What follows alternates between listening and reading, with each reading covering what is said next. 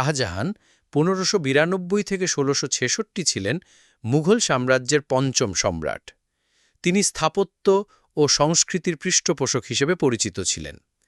তার সবচেয়ে বিখ্যাত কীর্তি হল তাজমহল, যা তিনি তার স্ত্রী মমতাজ মহলের স্মৃতিতে নির্মাণ করেন।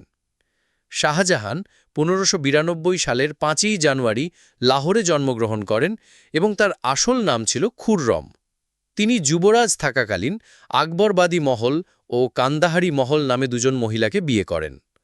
১৬০৭ সালে তিনি আরজুমন্দ বানু বেগমকে, যিনি মমতাজ মহল নামে পরিচিত, বিয়ে করেন, যিনি ছিলেন একজন পারস্য সম্ভ্রান্ত ব্যক্তির নাতনি। ১৬১২ সালে তাদের বিয়ে হয় এবং মমতাজ মহল ছিলেন তার জীবনের সবচেয়ে প্রিয় স্ত্রী। শাহজাহান ১৬২৮ সালে সম্রাট হন এবং ১৬৫৮ সাল পর্যন্ত রাজত্ব করেন।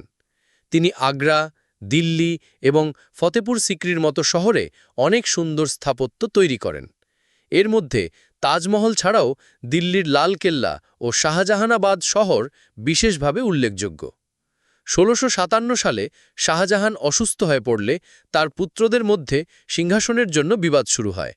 এই গৃহযুদ্ধে আওরঙ্গজেব জয়ী হন এবং শাহজাহানকে বন্দী করেন। শাহজাহান ১৬৬৬ সালের ২২ জানুয়ারি আগ্রা দুর্গে বন্দী অবস্থায় মারা যান। শাহজাহানকে সাধারণত একজন শক্তিশালী ও প্রভাবশালী সম্রাট হিসেবে গণ্য করা হয়, যিনি মুঘল স্থাপত্য ও সংস্কৃতির উন্নতিতে গুরুত্বপূর্ণ অবদান রেখেছিলেন।